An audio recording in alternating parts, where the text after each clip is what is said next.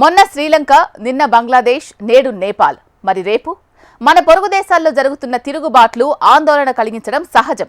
ఇవన్నీ స్కెచ్ గీసినట్టు ఒకే రీతిలో కనిపిస్తున్నాయి. అవినీతి, అసమర్థత, నిరుద్యోగం, పేదరికం లాంటి అంశాలపై ముందుగా సోషల్ మీడియాలో వార్తలు ట్రెండ్ అవుతాయి. ప్రశ్నించేందుకు వీధుల్లోకి రమ్మని పిలుపునిస్తారు. సహజంగానే ఆందోళనల్లో అసాంఘిక శక్తులు చేరడం, హింస, కాల్పులు జరిగిపోతాయి. ఆ తర్వాత ప్రభుత్వం పడిపోతుంది. ఇదిగిదిగో పాలకుడు అంటూ ఎవరో తెర మీదకొస్తారు. ఇవన్నీ చూస్తుంటూ ఏమైనా అంతర్జాతీయ కుట్రలు జరుగుతున్నాయా అనే అనుమానం సహజం. అసలేంటి కుట్రలు? వాసి స్టోరీ. ఎప్పుడో పెట్టిన నిప్పు అడవంతటినీ దహించేస్తోంది. ఒక్కసారిగా ముప్పు ముంచుకొచ్చేసరికి అదుపు చేయటం అంత సులభం కాదు. అప్పటికే పరిస్థితి చేదాటిపోయి జరగాల్సిన నష్టం జరుగుతుంది. పుకార్లు పుట్టించడం చాలా సులువు, కానీ ఆ తర్వాత పరిణామాలను అదుపు చేయటం అంత సులభం కాదు.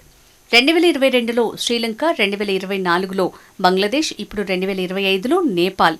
దేశాలు వేరు, పాలకులు వేరు, కానీ జరుగుతున్న పరిణామాలు మాత్రం ఒక్కటే. పెద్ద సంఖ్యలో జనాలు వీధుల్లోకొస్తారు. ప్రభుత్వాలకు వ్యతిరేకంగా ఆందోళనలు. ఈ క్రమంలో భారీ హింస. కథ, స్క్రీన్ ప్లే, దర్శకత్వం ఒకే తీరులో కనిపించింది. కథ, పాత్రలు మాత్రమే మారతాయి. శ్రీలంకలో రాజపక్స పాలన పతనం, బంగ్లాదేశ్లో షేక్ హసీనా ప్రభుత్వం కూలిపోవటం, ఇప్పుడు నేపాల్లో కేపీ శర్మ ఓలి రాజీనామా. వీటన్నింటికీ కారణం అవినీతి, అసమర్థ పాలన, ఆర్థిక సంక్షోభం, నిరుద్యోగం లాంటి సమస్యలు, యువతలో నిరాశ వంటి సమస్యలను పాలకులు పట్టించుకోకపోవటం.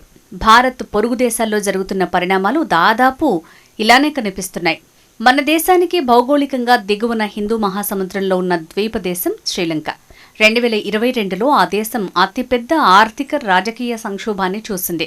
విదేశీ మారక నిల్వలు అయిపోవటం, ఇంధనం, మందుల కొరత, విపరీతమైన ద్రవ్యోల్బణం, అధిక అప్పుల కారణంగా ప్రజల జీవితాలు దుర్భరమయ్యాయి. వీటన్నింటి మీద సోషల్ మీడియాలో చర్చ జరిగింది. దీంతో ప్రభుత్వానికి వ్యతిరేకంగా వేలాది మంది ప్రజలు రోడ్లపైకి వచ్చారు.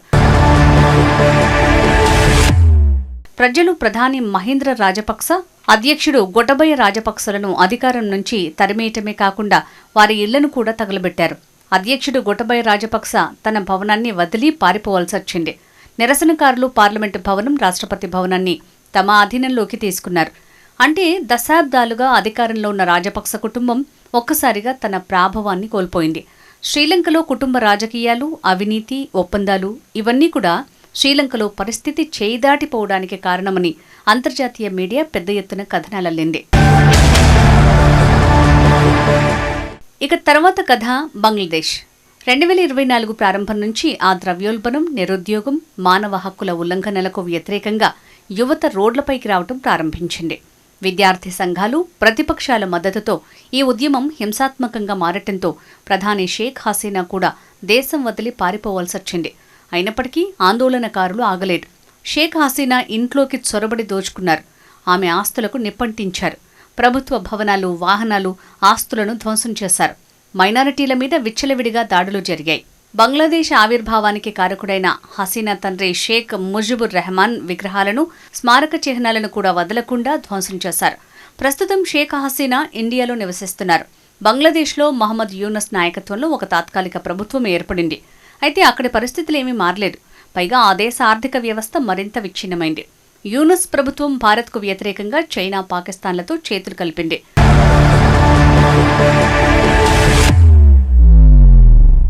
ప్రస్తుతం నేపాల్లో ఇంకా దారుణమైన అల్లర్లు జరుగుతున్నాయి. ప్రధాని కేపీ శర్మ ఓలి రాజీనామా చేసిన ఆందోళనలు చల్లారలేదు. దేశ అధ్యక్షుడితో సహా మాజీ ప్రధానుల ఇళ్లను, పార్లమెంటును, సుప్రీంకోర్టును, ప్రభుత్వ కార్యాలయాలను దహనం చేశారు. ఓ మాజీ ప్రధాని భార్యను మంటల్లో తగలబెట్టారు. ఓ మంత్రిని వీధుల్లో ఉరికిస్తూ కొట్టారు. ఈ ఆందోళనలు ఎక్కడి వరకు దారితీస్తాయో తెలియని పరిస్థితి కనిపిస్తోంది. అక్కడి సైన్యం దేశం మొత్తాన్ని తమ ఆధీనంలోకి తీసుకున్నప్పటికీ గొడవలు తగ్గటం లేదు. అక్కడ అధికార పక్ష, ప్రతిపక్ష నాయకులు దేశాన్ని విడిచిపెట్టి వెళ్లిపోయారు. జరుగుతున్న గొడవల వల్ల ఎన్ని ప్రాణాలు పోయాయో ఖచ్చితంగా తెలియలేదు. నేపాల్లో జరిగిన అల్లర్ల వెనుక జెన్జెడ్ ఉద్యమకారులు ప్రధానంగా కనిపిస్తున్నారు. ఇది కేవలం సోషల్ మీడియా ప్లాట్ఫారాలను రద్దు చేసిన ఆగ్రహం కాదు. ఎన్నాళ్లుగానో ప్రభుత్వ పనితీరు మీద, నిరుద్యోగం మీద, అవినీతి మీద, అసమర్థత మీద జనంలో పేరుకుపోతున్న కోపం ఇలా బద్దలైంది. అందుకే సోషల్ మీడియా ప్లాట్ఫారాలను తిరిగి స్టార్ట్ చేసిన జనంలో కోపం తగ్గటం లేదు. జాగ్రత్తగా గమనించి చూస్తే శ్రీలంక, బంగ్లాదేశ్, నేపాల్ దేశాల్లో జరిగిన పరిణామాలు ఒకే తీరున కనిపిస్తున్నాయి. ఈ 3 కూడా దక్షిణాసియాలో భారత్ చుట్టూ ఉన్న దేశాలే. 3 దేశాలు కూడా కొంతకాలంగా చైనాకు అనుకూలంగా మారాయి. శ్రీలంకలో పరిస్థితులు ఇప్పుడు కుదుటపడ్డాయి. అక్కడ అసలేం జరిగిందని పరిశీలిస్తే అగ్రరాజ్యం పాత్ర ప్రముఖంగా కనిపిస్తోంది. శ్రీలంకలోని వనరులపై అమెరికా కంపెనీలు కన్నేశాయి. బంగ్లాదేశ్ మీద కూడా ఎప్పటి నుంచో అమెరికా కక్షగట్టింది. బంగ్లాదేశ్ పరిధిలోని బంగాళాఖాతంలోని ద్వీపంలో స్థావరం ఏర్పాటు చేసుకునేందుకు అగ్రరాజ్యం చాలా కాలంగా ప్రయత్నాలు చేస్తోంది. ఇందుకు షేక్ హసీనా అంగీకరించకపోవడంతో కక్షగట్టింది. బంగ్లాదేశ్లో మతోన్మాద శక్తుల విజృంభణ తన ప్రభుత్వం పడిపోవటానికి కారణం అమెరికా అని షేక్ హసీనా ఆరోపించారు. ఇప్పటికీ ఆమె అదే మాట మీద కట్టుబడి ఉన్నారు.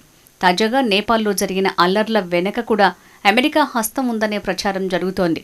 జెన్జెడ్తో పాటు కొన్ని ఎన్జీఓలకు అమెరికా నుంచి ఫండింగ్ అందుతోందని చెప్తున్నారు. ఆ శక్తులే ప్రభుత్వ వ్యతిరేకతను రెచ్చగొట్టి తిరుగుబాటుకు కారణమయ్యాయని అంటున్నారు. మన చుట్టూ ఉన్న దేశాల్లో అంతర్యుద్ధాలు సృష్టించి తమకు అనుకూలంగా మార్చుకునేందుకు ఇటు చైనా, అటు అమెరికా ప్రయత్నిస్తున్నాయనే ఆరోపణలు ఉన్నాయి. పాకిస్తాన్లో కూడా ఇదే పరిస్థితులు కనిపిస్తున్నాయి. శ్రీలంక, బంగ్లాదేశ్, నేపాల్తో చూస్తే పాక్తో మనకు మొదటి నుంచి సమస్యలున్నాయి. ఆ దేశంలో చైనా గతంలో బెల్ట్ అండ్ రోడ్ ప్రాజెక్టు చేపట్టింది. తాజాగా అమెరికా తన శత్రు దేశంతో మరింత స్నేహం చేస్తోంది. కారణం ఆ దేశంలో ఉన్న అపార ఖనిజ వనరులే. ఇందుకోసం అమెరికా, పాక్ల మధ్య ఒప్పందం కూడా కుదిరింది. పాకిస్తాన్లో ప్రజాస్వామ్యం పేరుకు మాత్రమే. అక్కడ పెత్తనమంతా సైన్యానిదే. ఇమ్రాన్ ఖాన్ ప్రభుత్వాన్ని పడగొట్టిన సైన్యం నామమాత్రపు ఎన్నికలు జరిపి ప్రస్తుతం షెహబాజ్ షరీఫ్ ప్రభుత్వ ఏర్పాటుకు మద్దతిచ్చింది. కానీ అమెరికా అధ్యక్షుడు పాకిస్తాన్ ప్రధాని కన్నా ఆర్మీ చీఫ్కే విలువ ఇస్తున్నారు. ఇక దీర్ఘకాలికంగా సైనిక పాలన ఉన్న దేశం మయన్మార్. అక్కడ నోబెల్ శాంతి బహుమతి గ్రహీత ఆంగ్ సాన్ సూకీకి అమెరికా మద్దతు ఇస్తోంది. 2020లో సూకీ నేతృత్వంలోని national league for democracy party భారీ విజయం సాధించింది.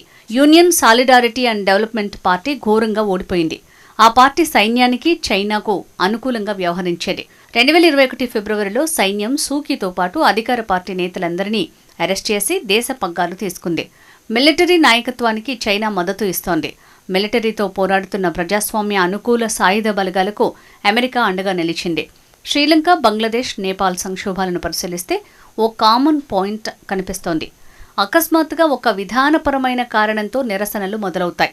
అవి ఒక్కసారిగా విస్తరించి హింసాత్మకంగా మారతాయి. ప్రభుత్వ ఆస్తులు ధ్వంసమవుతాయి. రాజకీయ నేతల భవనాలు కూల్చేయటం, నిప్పుపెట్టడం చేస్తారు. తర్వాత ఓ వ్యక్తి ఆపద్ధర్మ దేశాధినేతగా పగ్గాలు చేపడతారు, లేదా అధికార మార్పిడి జరుగుతుంది.